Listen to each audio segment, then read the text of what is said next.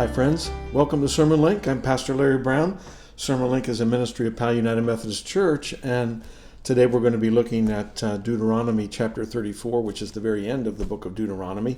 By the way, as we share in this time together, viewing it on Facebook, give us a thumbs up, give us a share. That really helps us to extend the reach of our message, and we so much appreciate that. So yeah, we're in the book of Deuteronomy. It's as I say, the closing chapter. This is the end really of the cycle of stories or narratives around Moses. And it's the end because this is where Moses dies.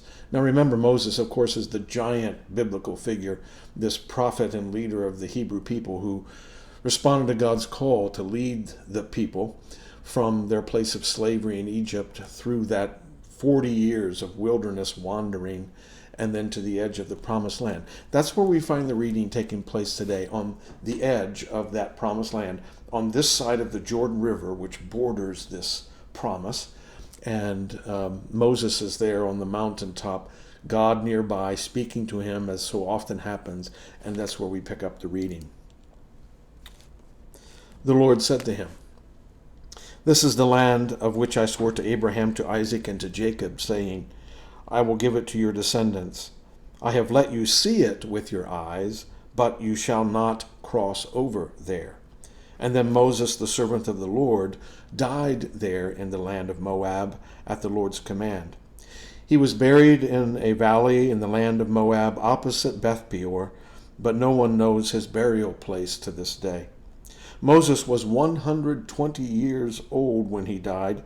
His sight was unimpaired, and his vigor had not abated. The Israelites wept for Moses in the plains of Moab 30 days, and then the period of mourning for Moses was ended. Joshua, son of Nun, was full of the spirit of wisdom because Moses had laid his hands on him, and the Israelites obeyed him, doing as the Lord had commanded Moses. Never since has there arisen a prophet in Israel like Moses, whom the Lord knew face to face.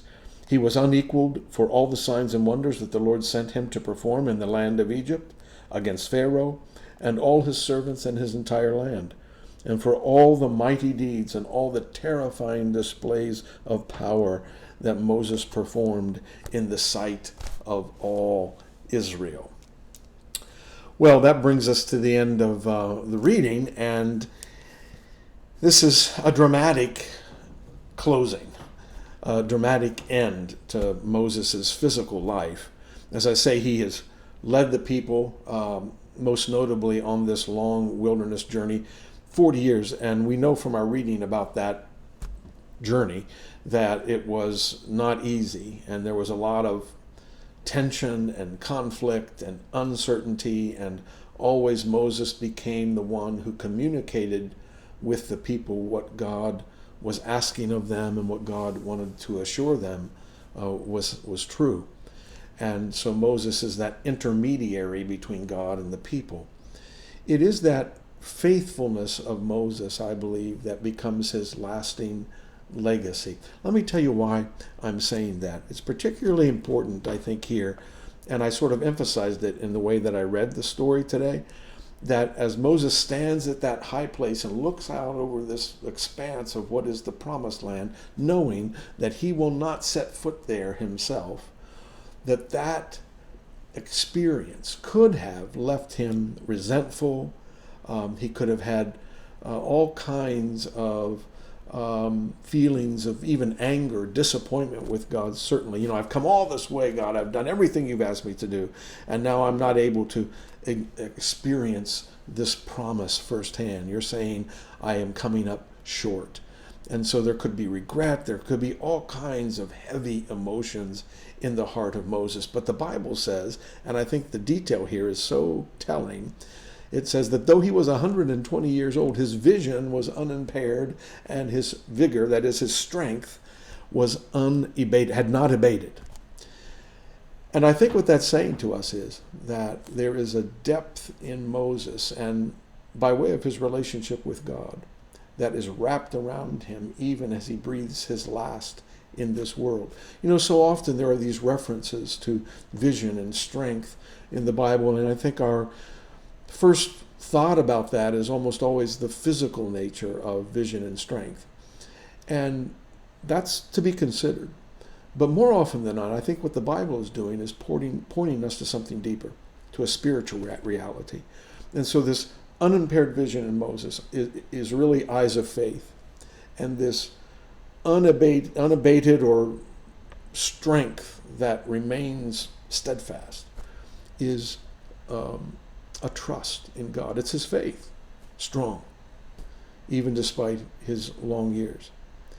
And to me, that then becomes Moses' legacy to us, that when it feels like we're coming up short, or it feels like we may not get everything that we feel is coming to us, or even when we feel disappointment with God, it is our eyes of faith, in fact, our faith itself, that gives us both vision and strength to see that God is always faithful. And indeed, in the story, the end of Moses isn't the end of the people. It's not the end of the faith journey.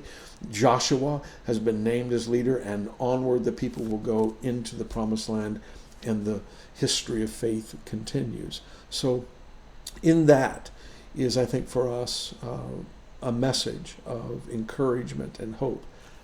Hey, life isn't easy. And I don't want to go through all of the litany of the things that we're worried and anxious about in our world right now. You know what I mean.